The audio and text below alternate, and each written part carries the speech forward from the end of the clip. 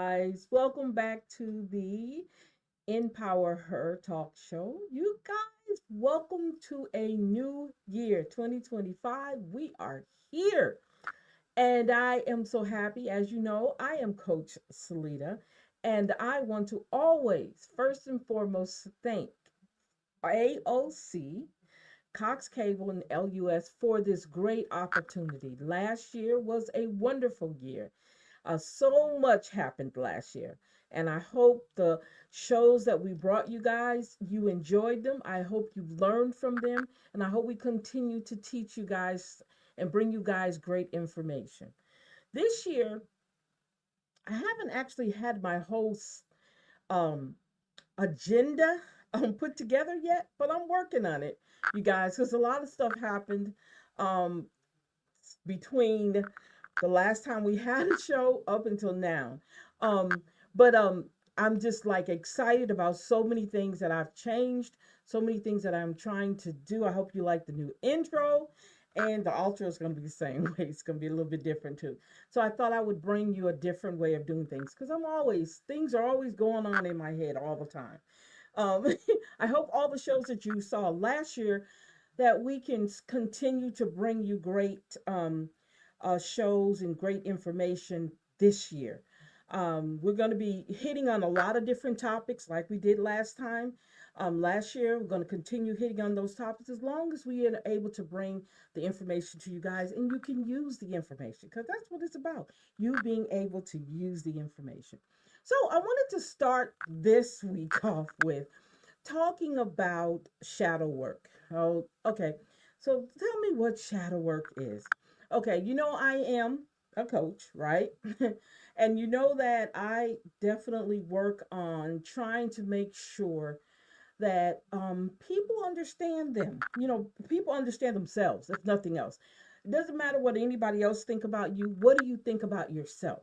How do you handle situations in your life? And we've gone through all of that. Well, we're going to continue on that journey because I want to see you guys win because that's what we're about. I'm going to hit on a book that I got, and we're going to talk a lot about books because I think we don't do that enough. So we're going to definitely talk a lot about books. We're going to get authors on here. Actually, we had a couple of authors already that came through. I think our last show we had for last year was with Frank Allen, who is an author and a minister. We had that. I think that was the last interview we did. So we got plenty more to come. Okay, definitely got plenty more to come. And I was just trying to tell you guys I had to set my schedule up so I'm able to bring all those great guests on, and I will definitely be doing that. Um, so anyway, um, I don't know if you guys shop on TikTok, but I do. Okay, and they have this book called the Shadow Work Journal. And I was like, I never really paid attention to shadow work until I started reading. That's when I really, really started paying attention to it a lot more and doing a little study on it more when I started doing my reading because there's a lot to that. Just reading cards is just not like, something you do, especially when you're very serious about it. And I'm very serious about it because I know it works. Okay, I'm just going to put it there. I'm not trying to push anything on anybody, but it works for me, okay, and the people in my clients. So, what I want to say is, I want to talk a little bit about this book. I'm not going to take up a lot of your time, but I definitely want to get this book out. Excuse me, y'all. Okay, the book fell. All right, so this is the book. It's called The Shadow Work, and it's a guide to intricate and transcend your shadows. Right. This is actually the second edition, and it's by Keela Shaheen. Okay, Keela Shaheen. It says unlock the power of self-discovery and inner transformation with the Shadow Work Journal Integrate and Transcend second edition. This essential guidebook provides a clear and effective framework for exploring the hidden aspects of your psyche known as the shadow and transforming negative patterns into positive growth. Through insightful prompts, exercise, and reflection, this journal helps you identify and work through the obstacles and limiting beliefs that we may be holding that may be holding you back from your true potential. You'll learn to develop self-awareness, cultivate self-love and acceptance, and find a deeper connection with your authentic self. So this book, I'm telling you, I have been in this book for a while, and it is a very good book. Okay, so I want to talk about what shadow work is. Um, and the exercises in here are awesome. So you have a lot of extra. You don't just start writing. You actually have um, um, different types of exercises you have to do. So let's talk about what is shadow work. Tell me if you've heard that word before. I've heard it before. Like I said, I've heard it before, but I've never like really delved into what it was. Right. Um, and it's very interesting that I didn't know this. Being who I am, I'm thinking I'm supposed to know all this, but I guess I didn't, right? So basically, it's saying shadow work is about revealing the unknown, the things that we hide from ourselves or we hide from other people. Okay. It's an unconscious aspect of your personality that the ego does not identify with. Okay. You may experience your shadow when you're triggered in social interactions, relationships, in episodes of anxiety or sadness. So, majority of the time, when your shadow comes up, it's the darker side of you because we're saying shadow. So, when we think shadow, we're talking about darkness, right? A silhouette. So, it's that other side of you that you don't want anybody to see. All right. And those are also unresolved issues. That's where a lot of our unresolved issues lie. Okay. Also, our traumas lie in our shadows. When we don't face our traumas, well, that's what they do. And because of that, that's the end result of not being able to do that when we don't do the right thing with facing those issues we have. And we wound up in this turmoil of all these different things going in our lives. We wonder why it's not working out. Well, because we have not sat down and actually dealt with ourselves. Okay. Um, so I thought, I was like, you know what? This is so good to kind of talk about with my audience here. Okay. I think it's an awesome conversation to have with the audience. Okay. So basically, it's saying that the unconscious mind contains repressed emotions from painful events, yes, causing impulsive behaviors and unwanted patterns that form your, what we call, like I said, the dark side. In short, the shadow is composed of the parts of yourself that you have forgotten, abandoned, and repressed in order to grow and fit into the mold of society. Think back to your childhood and recall the ways in which you would express yourself only to be rejected. You may have been crying and told to stop. You may have been laughing uncontrollably in a classroom and given a dirty glance from your teacher or peers. So it seems like every little thing that we have had to deal with in life, especially when we're children, being rejected. Rejected is a big thing for a child. And it doesn't necessarily mean that a child has to be given something they want, but just totally just being rejected, not being loved like they should. So that can have a trigger and it can leave trauma there. Okay. It says there are countless ways in which you may have been reprimanded for what was deemed as bad or praised for what was good. Learning to adjust your behavior accordingly, because that's what we have to do, right? And understanding what good and bad is and understanding why we're being chastised, okay? Learning to adjust your behavior accordingly. Oh, excuse me. These repressed parts of yourself don't go away forever. They are stored and locked inside your unconscious mind. Shadow work is the process of revealing, accepting, and integrating these parts of yourself that you have repressed and rejected. So the technique in the shadow work journal, this is going to allow you to dive into the unconscious pockets of repressed emotions and transcends the negative effects they currently have on your well-being. So, in other words, you have to definitely recognize them. If you don't recognize them, you don't know they're there. Okay. I know with me, it depends on, because I am a talker, as you can see. Um, I know with me, it depends on who I'm talking to and what our subject matter is. Because I realize that I have repressed a lot of trauma. Okay, I can say that. I mean, it's about me. I can't put anybody else there. I know for sure I have repressed a lot of trauma in my life. Matter of fact, the other night, I was talking to one of my friends, and we were just talking, and things started that I thought I had forgot, kind of just came right back up. And I actually spoke to her about it. I explained it to her. I actually talked to her about it because I had forgot about it. Instead of what I should have done was stopped and wrote it in my journal. But I didn't. No, I didn't write it in my journal. And I should have. Um, but I was able to remember certain things, and they were traumatic things that happened in my childhood. Okay. Um, So as you know, before we you start your shadow work, it's important to set an intention to openly notice and question your own reaction. The shadows appearing in strong emotions and dissatisfaction. Be sure to keep a mental log, right, of these sensations or truly understand where the patterns occur. And use the journal as a tool to identify what is causing them.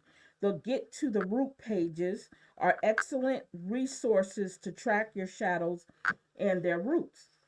So basically, it's saying that what we should be able to do is in this book, if you ever go to purchase this book, I'm not telling you to purchase it, but I'm encouraging you to because it's a very good book, or you can probably create your own.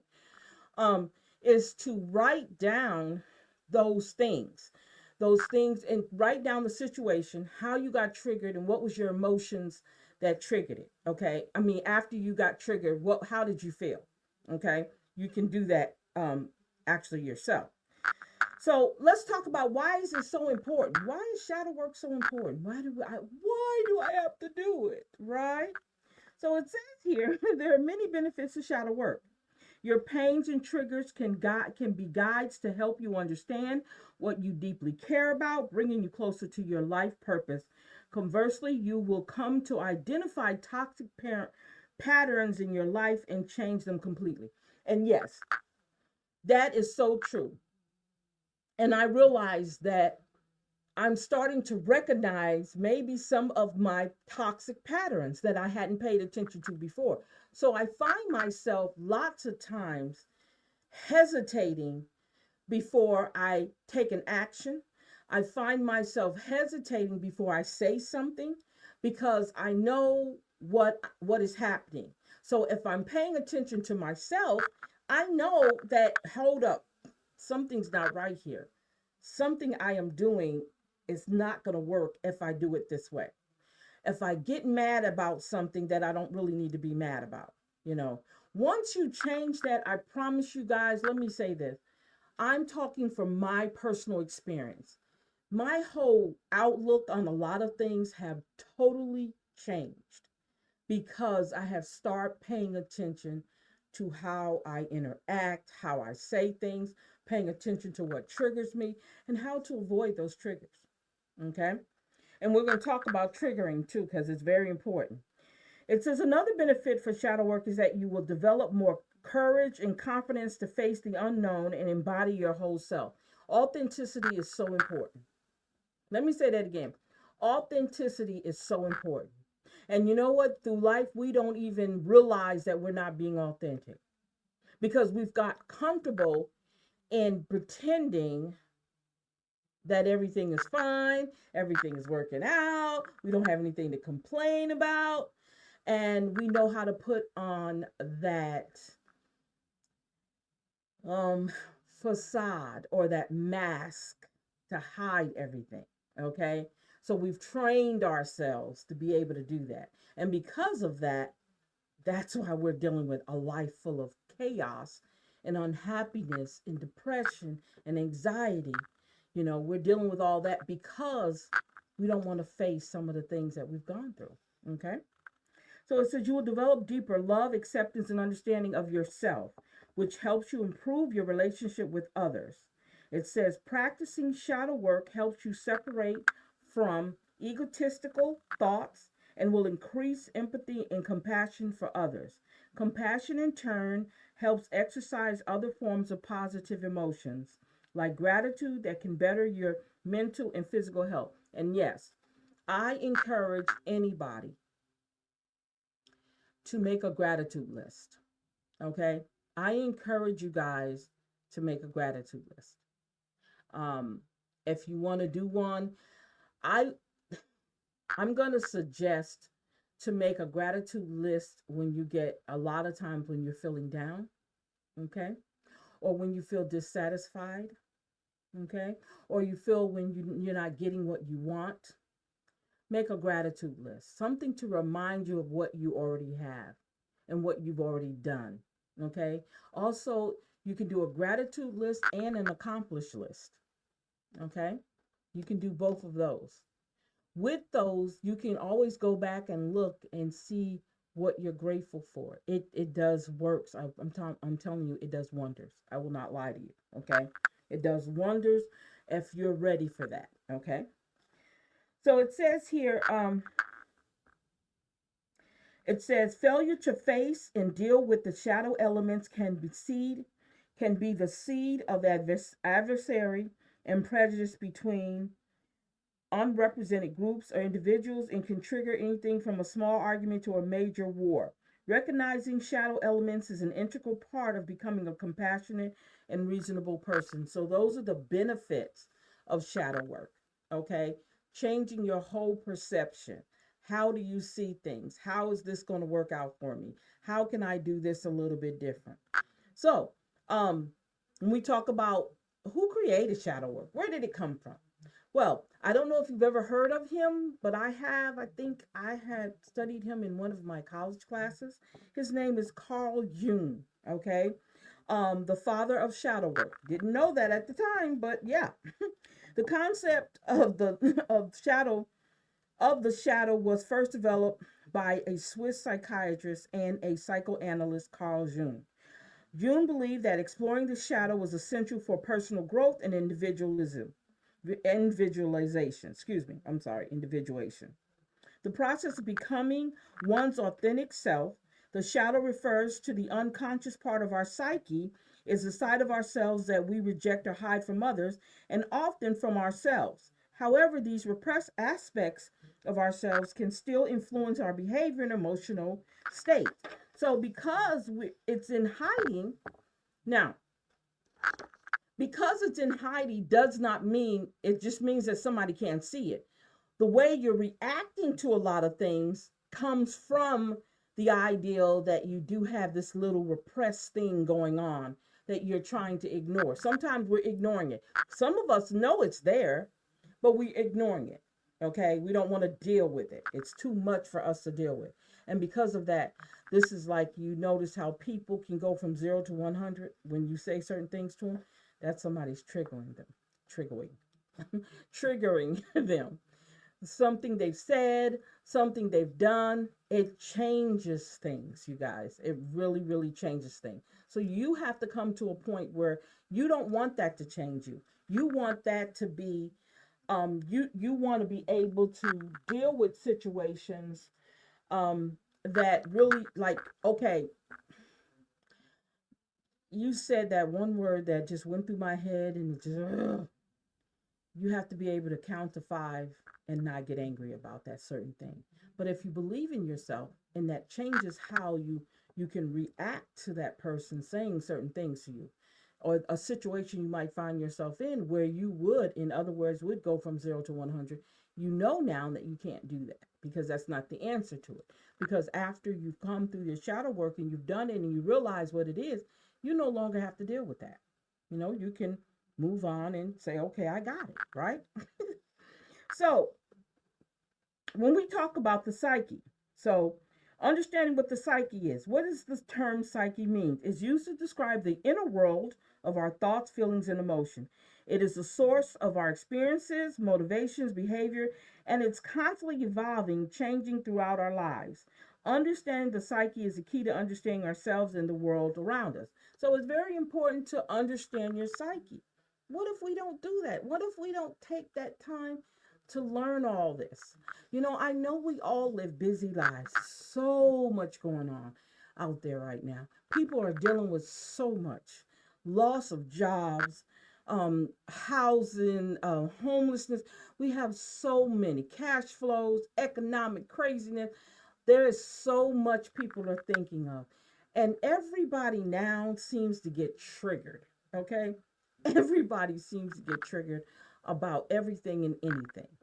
So how do we stop that? How do we get to the point where we stop and think before we say something? I watch a lot of videos because I learn from the videos, um, where you're in a store and this person is just ranting and raving. It's like some people get to the point where they don't have any other way of expressing themselves because guess what?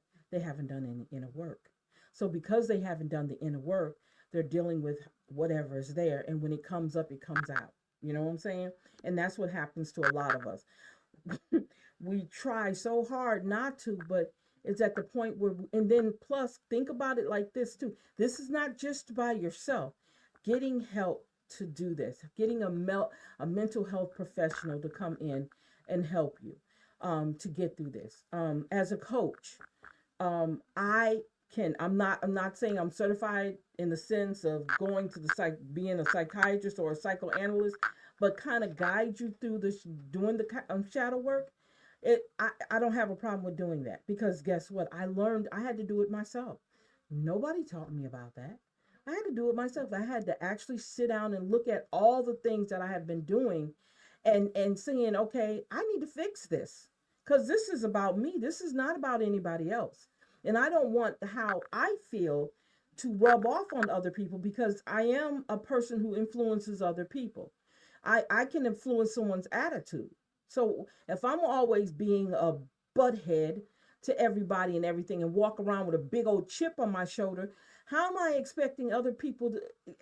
When you're saying you're setting an example, that's what you're supposed to be doing, setting an example, not going around raising hell on everything. And you want things this way and you want things that way, and it's got to be my way or no way, and all this craziness. If you're taking someone through all of that, you're not ready. You definitely need to have all this done. You need the shadow work done. Okay. So a little bit what June believed when it came to the psyche.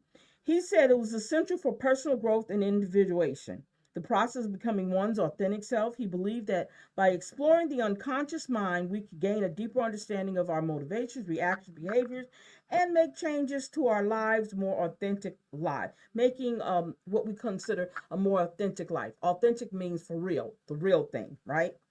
Okay. He says his theories have been highly influential to the field of psychology and have been further developed by other psychoanalytic Atlantic. Why can't I say that word? Analytic. I'm sorry, psychoanalytic theorists, including Sigmund Freud and Melanie Klein. Today, the study of the psyche is an interdisciplinary field that draws on the psychology, the neuroscience, philosophy, and spirituality. So it hits all places, um, all parts, right?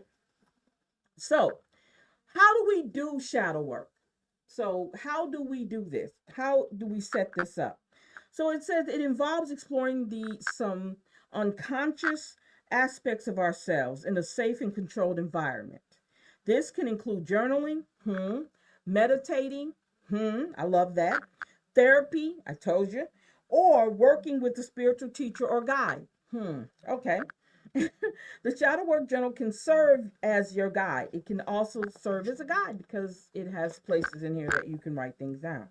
So, the goal of shadow work is to bring the unconscious into the conscious and integrate it into our lives. By doing this, we can gain a greater understanding of our motivations, reactions, behaviors, and make changes to live more authentic lives. We all have multiple parts to ourselves, and if we don't embrace the entirety of our being, we wouldn't be able to live a whole and authentic life. The process of integrating the shadow leads to self-acceptance, forgiveness, and unconditional love. So when this happens, this opens us up to actually loving ourselves, being for real with ourselves, and even sometimes chastising ourselves when we get out of hand, because we have to do that, right? So I want to stop for a moment, just a moment, and I want to show you guys what I did. I think I don't know if I went over my journal stuff with you guys the last time. I can't remember. But this year I started my new journal. And what I did was, because I did it the cheap way, I didn't go buy a fancy journal like I had before. I spent $39 on a journal and a planner. It has some great stuff in it. I think I shared it with you. Matter of fact, it was the Law of Attraction journal, planner slash journal. Very good information in it. So I decided to do it a little bit different this year. Save on some money. Okay. So I went to our local Ollie's. We have an Ollie's here. I don't know if you guys have one there, but we have an Ollie's here. And they had two of the large 5 subject notebooks on for $7.99. Me, I went and got them, right? So as you can see, I just wrote it, made it real simple. Celeta's 6-month journal. I said 5, but it's 6 months. I'm gonna make it 6 months. And I had already started writing in it. I started with the first day, and I've been writing in it ever since. Even though we only on the 8th day, that's where I'm at now. So every morning I get up. When I get up, I leave my journal right here on the table. So the first thing I do when I get up is to look at my journal, go back over what I wrote, what I've been through in the last couple of days or whatever, and then I write in my journal for what's going to happen for my day, things that I have to do. One of the things I do is I write in this every day because it has places in here where it has the dates and times, and it has different activities in here that you can do. And this is why I love this book. So right now I'm on part 3 of this book, and in part 3 is journal prompts. So they actually have journal prompts in here, and this is where it gets deep because it's starting to talk about your shadow, okay? Um, your parental influence, your childhood trauma, your traits, your childhood, how your childhood was developed. So, how was your childhood? How do you handle fear? Putting yourself last. How do you feel about so it asks questions and you have to answer the question. So that's where I'm at in this book. Then there's another book that I use also every morning when I get up. I get my 369 journal. Okay. Now with this 369 journal, this is where you do your affirmations. Okay. So every day, 3 times in the morning, you write down your affirmation. You write it again 6 times in the afternoon. And then in the evening, you write it 9 times, 369. And this also is a great book. And it has affirmations in it. It has different things that you can do, activities in it that you can do. And this was based off of Nikola Tesla, in 1891, because he believes in mathematics. So he used mathematics, 369, in order to do it. And it's called the science of habit. Okay. Continue doing something over and over again to get it in your head. Every morning, I do an affirmation about money. And let me say this. Already, it happened today. I was talking to a friend of mine that I've been working, my mentor I had been working with for a while. And he came up with an idea. And I just told you I had been doing my affirmations for money. Right? Okay. I'm just saying. So I do an affirmation every morning. 2 minutes. I take 2 minutes and I have an affirmation I say about money. And let me say this about money. I'm not saying that I'm hungry for money and I'm desperate for money. I'm learning how to retool myself about money. Money is energy. It's not we get it confused with paying bills and we working hard and we doing it. It's energy. So if you give, you get. You know what I'm saying? Reciprocity. So when you do more, you get more. Things come to you in different ways, and money is just energy, flowing energy, back and forth, back and forth. It doesn't matter what it is, but it's a flowing energy. And we have to look at money differently. And that's one of our issues. One of my main issues was how I was looking at money.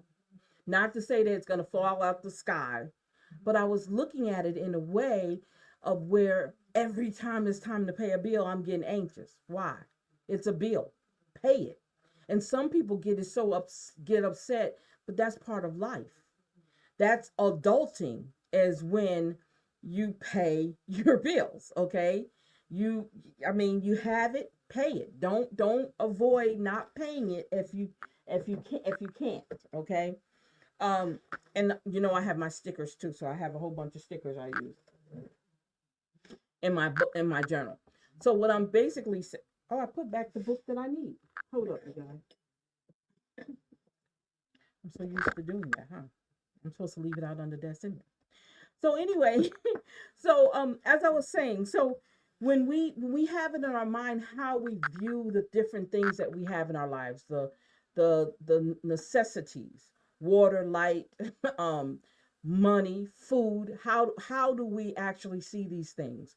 Are they tools for us, or are they things that we just want? Okay. You can't just, well, you can say whatever you want, actually. You I'm just saying, for me, is having a different attitude toward all the things that I have. It makes me look at things differently.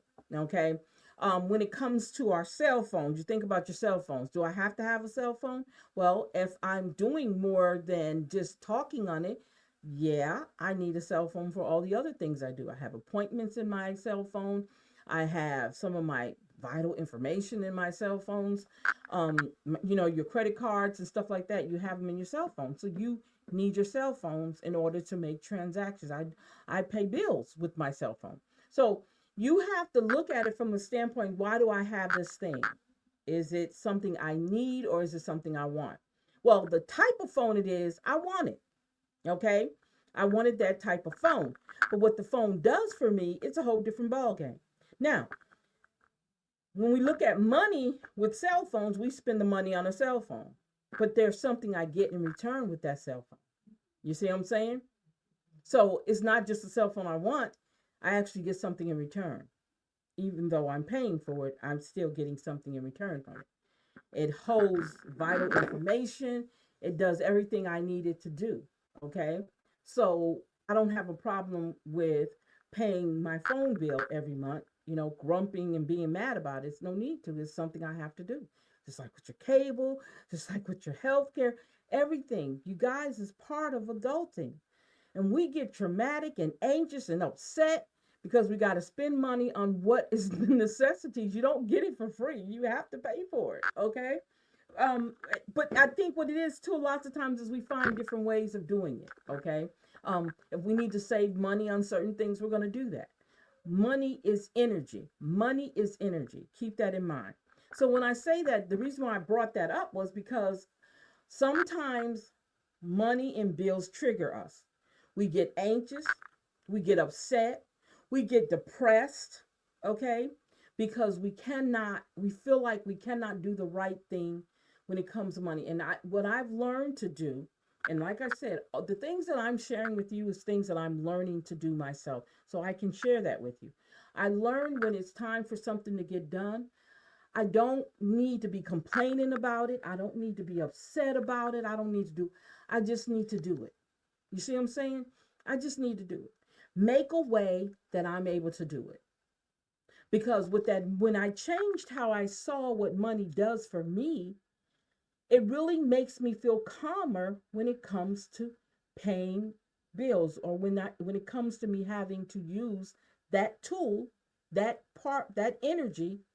When it comes to the point when I have to do that, then I don't feel so anxious. It doesn't trigger me anymore. You understand what I'm saying? Because now I realize that it's not what I think it is. And it really isn't. It's just, okay, this look at your list of stuff that has to be done and you mark it off. Okay, that one's done, and move on to the next. It's much more easier. I'm more calmer than I used to be because I learned how I need to look at money. So that's just one thing.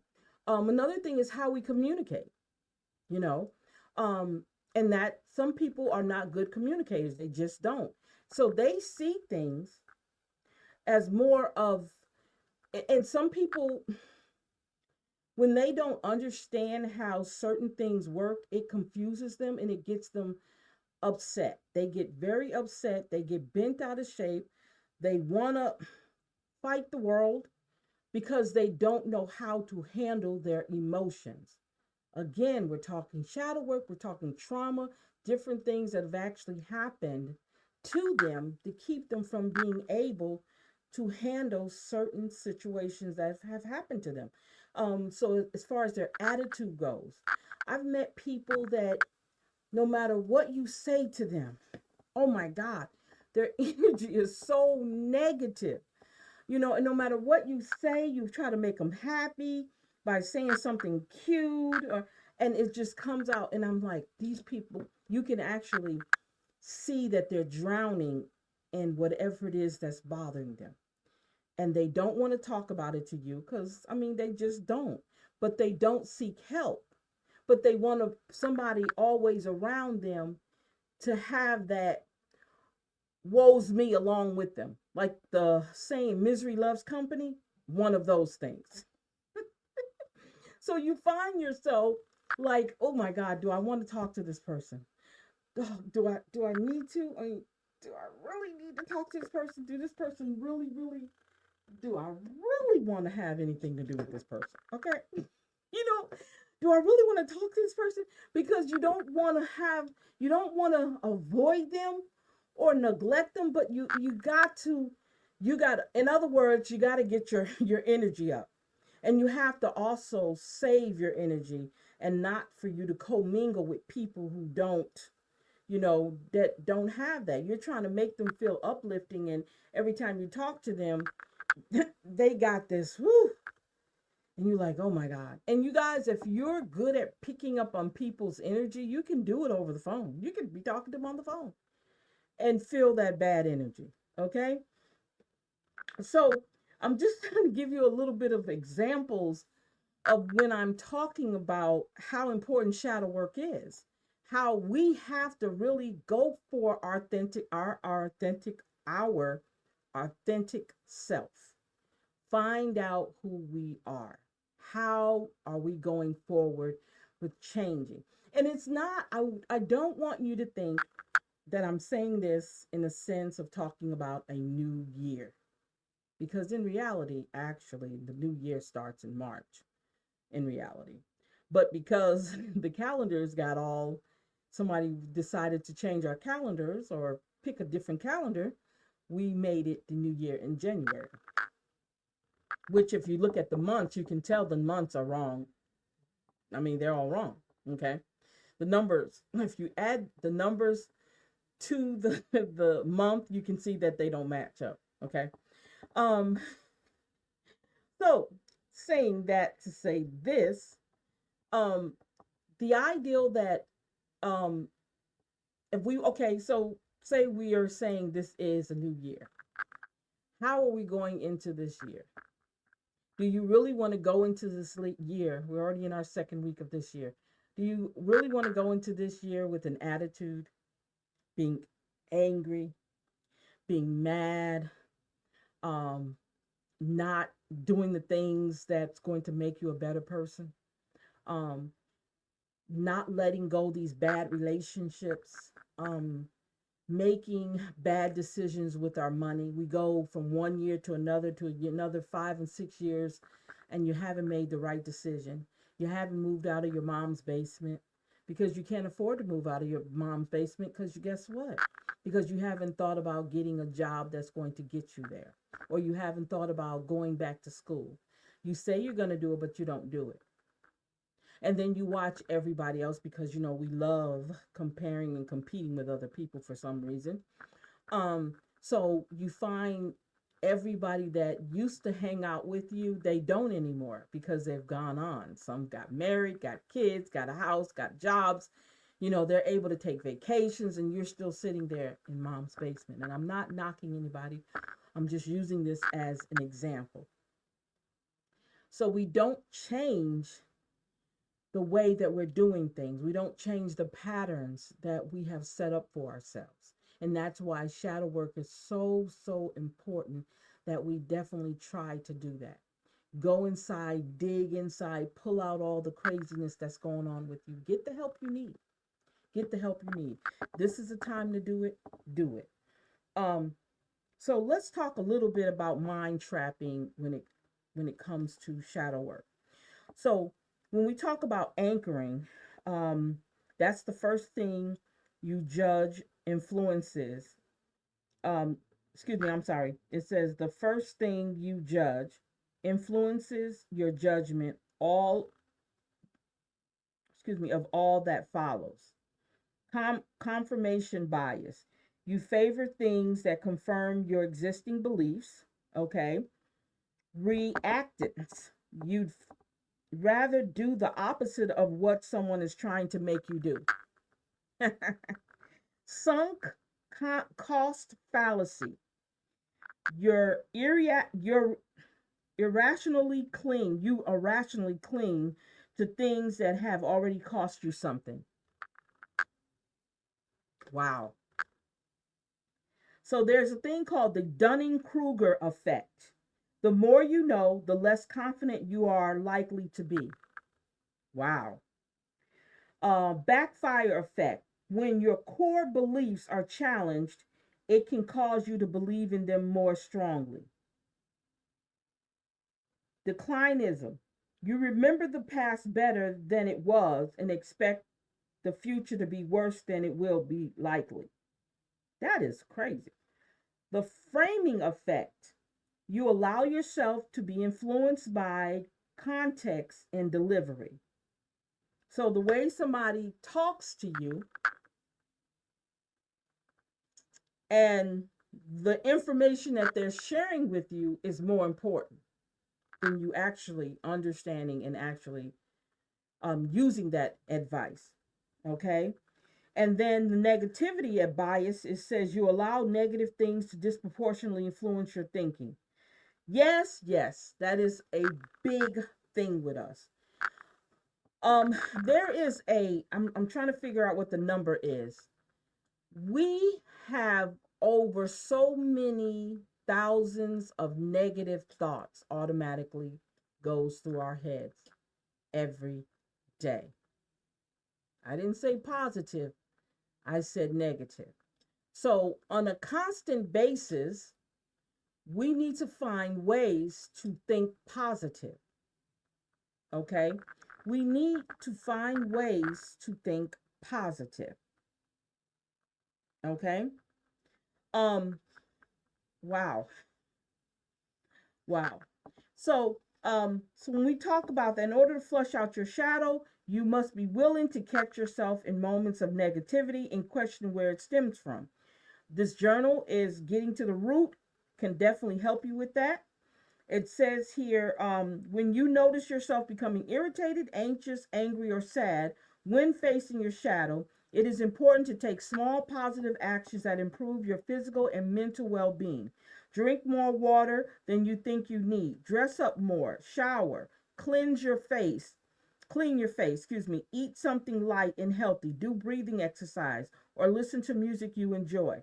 Know that the discomfort will pass and you will feel like yourself again. So those are the things that you can do when you go through that moment. And it's amazing because most people who have depression, they actually stop doing all those things. Stop taking a bath, stop leaving the house, stop combing their hair, and they sit around and they mope and they're tired for no reason. So all those things, you can reverse that. You can definitely reverse that once you recognize what it is. We can't do anything if we don't know what it is. And if we're not willing to take that extra step to make sure this doesn't keep happening, we have to get in a mode of being consistent. And whenever this happens, we pay attention to it. We get into action to make sure it doesn't happen again and to come out of those phases or those moods that we get into. Um, I know listening to music helps out. I know breathing exercises. Another thing is very good is mirror work. Okay, along with your shadow work, there is a thing called mirror work. What is mirror work? Mirror work is actually sitting in front of a mirror in a quiet space, okay, alone, and look at yourself and say certain affirmations, okay, and start believing what you're saying. When you say it over and over again, you start believing it. You're not a bad person. I am not a bad person.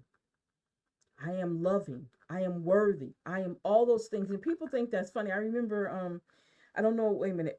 I'm trying to figure out. It's not Saturday Night Live. It was Mad TV. I think it was Mad TV. I'm not for sure which one of them. But it was used to be this guy would come on there and he would actually, I forgot his name, and he would actually do the mirror work. We laughed at it, but it's actually really true.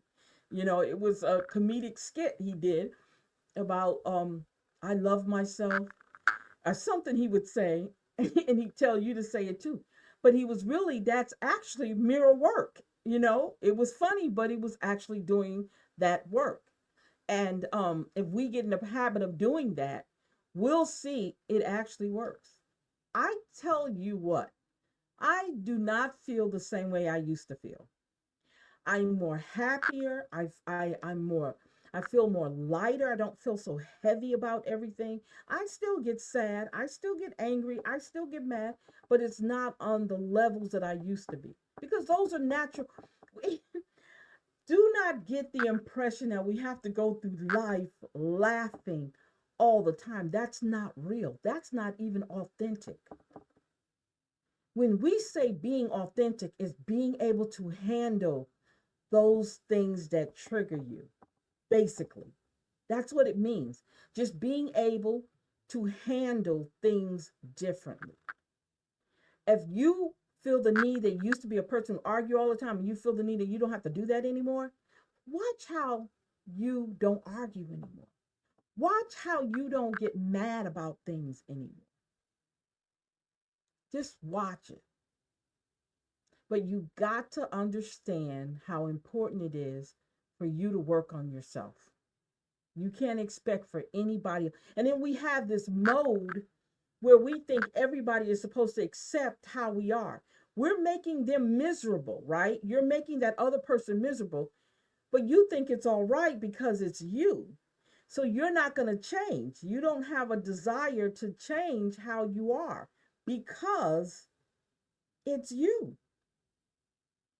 How dare you ask me to be more cordial? How dare you ask me to be more respectful? How dare you ask me not to be so angry all the time? How dare you? And we have this, that's that ego working, okay? And so if you got some trauma, if you've had somebody in your life that traumatically did some terrible things to you and they talk to you the same way I just said, and then you find yourself doing that to other people, that's untapped shadow work that needs to be done. Why are you acting this way? What is making you act like that or like this? Something buried beneath you that you have not touched yet. And it's so important that you get the proper help that you need to get that done, to remove all of that. So let's talk a little bit about grounding because grounding comes along with shadow work. Okay. So it says, let's talk about the importance of grounding. It says another important aspect of shadow work, which it is grounding. Shadow work can be intense and emotionally challenging, and it's important to take steps to ensure that you are a safe and stable state of mind before and after the process. This can include meditation, deep breathing, or other practices that help you feel centered and grounded. So it's important that you be very centered when you start doing this type of work. You cannot just do it willy nilly. Meditation, being grounded are two main things, and the deep breathing, three things that you should take practice or create a practice that you're going to do with that every day. Just do it every day if you have to, okay? So that when it's time for you to actually do the shadow work, you're already in well practice and you know what you need to do, okay? It says whenever you need it, flip to the grounding technique page found later in the journal. So there's a page in here that talks about grounding, but you can ground yourself in many, many ways. I'm going to say this. I advise you to look up grounding and go from there. Okay. And there's several techniques that you can do. Okay. So it says grounding is a technique that helps to anchor us in the present moment, to connect with our bodies, and to find stability and balance in our chaotic world. Grounding is about being fully present in the moment and in our bodies. It helps to reduce stress, anxiety by bringing us out of our heads and into the present moment. Grounding can also help to increase focus and concentration. That is so right. Um, so it's important to ground yourself before and after using the shadow work journal. So if you was to get the journal, I I am very much so suggesting that you look into it. And once you get it and you start working in it, before you do your shadow work, do the grounding. Then after, do the grounding. Okay, do it both times. So here are some few simple ways you easily ground yourself. Simple recognition, number one. Recognize common humanity. Remember that everyone experiences setbacks, failures, and moments of suffering. You're not alone, and your experiences are a normal part of the human experience. Exactly. Number two, self care. Engage in activities that bring you joy, relaxation, and a sense of well being. This can include things like exercise, hobbies, spending time with loved ones, and getting enough sleep. I don't get enough sleep, but I do um, take time out. I love coloring. I created a adult coloring book. I am not trying to tell you guys to purchase anything on here. What I'm going to tell you to do is I would like for you to go to www.youcan'tclipmywings.com and check out our shop over there. That is to show you all the items that we have. I've written some more ebooks in there. So if you want a copy, definitely look and see. I created an adult coloring book because I love coloring. So that it also relaxes me. So I know what you call them medullas. A lot of people do those. Um, but you guys, I'm telling you, find something that you definitely feel like you can do that's going to make you feel so much better. I promise you, it calms me. Before I go to sleep, like if I have trouble going to sleep at night, I color and it really helps me out. Okay. Affirmations. I told you a big thing about affirmations. Using positive affirmations can help you to reduce stress and increase feelings of well being. And like I told you, this 369 book, they actually have affirmations in here that you can use. There's, okay, for instance, let's see here.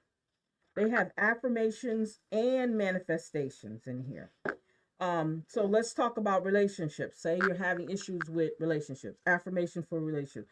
I am ready for a loving relationship. I am grateful for my past relationships. I've done the work and now I'm ready for love. I release all separation and judgment. I'm willing to view others with love and kindness. Relationships are mirrors of my ability to love myself. Loving myself allows me to love others. My heart is prepared to receive love. I am open to the possibility of love and connection in my life. I am confident in my ability to set healthy boundaries. I am capable of showing up uh, authentically in relationships. Authentically. I can't even speak. I choose to be kind and forgiving. I invite in love and understanding into my life. I am worthy of creating and fulfilling joyful relationships. I am surrounded by love and radiate love to everyone I encounter. I cultivate deep, meaningful connections and trust in the divine timing of my relationships. I forgive myself and others for any past hurt, releasing it in love and opening myself to new, nurturing relationships. So, this is an affirmation for relationships that you can use. Affirmations, because they're each individual sentences that you can write 369 if you had 369. You don't even have to do it by the book, just do 369 on a piece of paper. On your journal.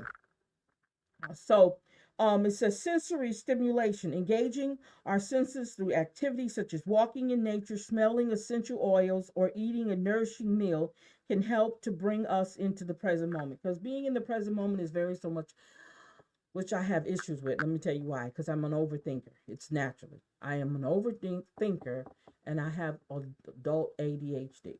So because I have adult ADHD, I have to fight to stay in the present moment. I do. I have to fight it every day because it's hard. I'm always thinking of something. Okay.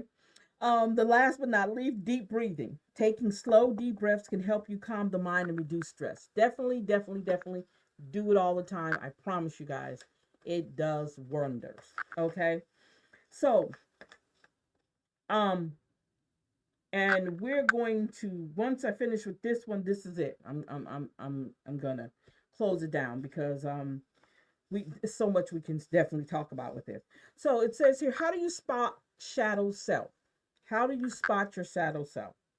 So it says spotting your shadow self often begins with noticing your triggers, recognizing patterns in your behavior and life experiences, and understanding your projection of those things.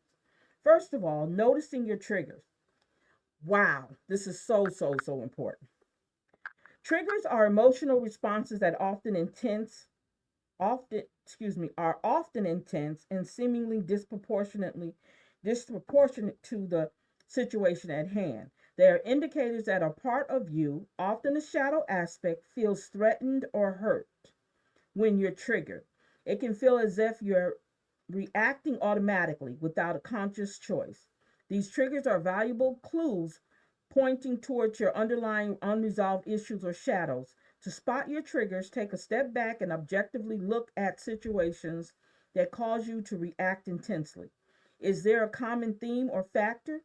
It could be a word, an action, or type of person, or even a place that repeatedly causes an emotional upheaval in you. Yes, I had a trigger moment. And I think my trigger moment that I had, one or two of them, I did not react correctly. What is correctly? I took it to another level. I can say that. Because at the time I didn't pay attention to the trigger until after the trigger triggered. Does that make sense? Yeah, that's what happened. It was too late. Okay. Number two, recognizing patterns. Patterns are repetitive behaviors that may not serve you but seem hard to break free from. They often manifest in your relationships, choices, reactions, or habits. These patterns can be a sign of a shadow self that's trying to make its presence felt. Recognizing these patterns involves self reflection. Consider the common threads in your past experiences, relationships, and reactions. Are you repeatedly drawn to similar types of relationships or situations only to experience the same outcomes? Do you often react in the same way, even when you wish you didn't? These repetitive patterns might indicate areas where shadow work can be beneficial. Hmm. Do you find yourself dealing with the same type of relationship from one person to another? Doesn't change. You find yourself attracting those same type of people in your life, not only just in relationships when it comes to love, but in relationships when it comes to friends. You still have these drama filled friends and you suck to those people. And when I say suck, I meant to say you like stick to those people. That's because you might have some unresolved issues with yourself. Why am I attracted and why do I need to hang around people who don't mean me no good? Why? And that's the question you have to ask yourself. What is triggering me? What is in my past or in my childhood that keeps me going and keeps me finding myself connected to these type of people? That's the question you have to ask yourself, right? Number three, understanding projections. Projections are aspects of ourselves that we unconsciously place onto others. These can be qualities that we both admire and detest. When we have a strong emotional reaction to someone else's behavior or qualities, it is often signifies disowned part of ourselves, a shadow aspect. Now, that's kind of deep because I know I used to. I know I used to do that with my son. Yeah. I don't do it anymore because I kind of recognize some of the things that I'm doing. So once you recognize it, you know not you steer clear of that. Okay. But I also recognize it, but how do I fix it? Because the first thing you do, you have to recognize you have a problem. So if I recognize that, how do I fix it? And doing the shadow work can fix that for me. Okay. To understand your projection, consider the characteristics in others that you find extremely irritating or conversely overly admire. Then ask yourself if these traits can be parts of yourself that you've disowned or idolized. Hmm. Wow. That's deep. Number four says pay attention to dreams. Your dreams are a rich source of symbolism and unconscious vault. Try to recall and record your dreams upon waking up. Analyze the symbols, emotions, and themes presented in your that was presented in your dreams. They can provide valuable insights into your shadow fears, desires, and unexpressed parts of yourself. So definitely do that. Every now and then, when I can remember my dreams, I will write them down or I will tell somebody about them. And that helps me. Like, if I well, remember, you said you dreamed about this. Yeah. So, yeah, that definitely works. Number five, and that's the last one, explore childhood and past experiences. Reflect on your childhood, family dynamics, and significant life events. Identify any unresolved issues, traumas, or unmet needs that might have contributed to the development of your shadows. Exploring these experiences with compassion and curiosity can lead to profound healing and integration. So, lots of times when we go back and we look at our childhood or something that happened to us, we're angry. Yeah, we're angry. We're angry for a long time. And so we can't fix it if we're constantly being angry about it, right? So we need to find another way to look at that trauma.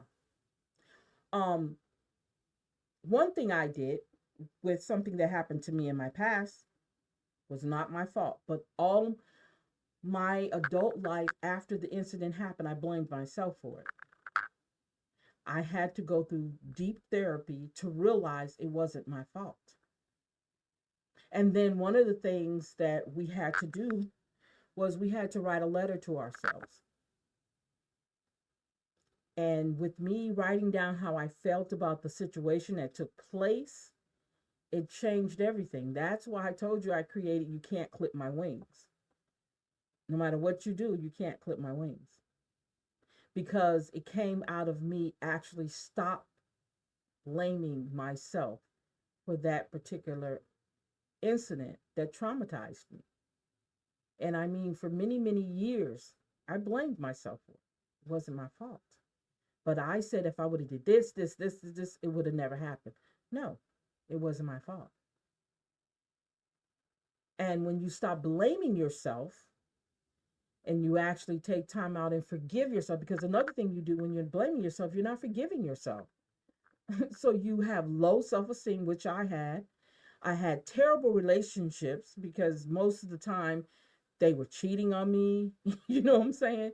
I'm not talking about my husband, I'm talking about boyfriends. This was boyfriend time. You know, they were lying to me. Some of them were abusive, emotionally, mentally, physically abusive.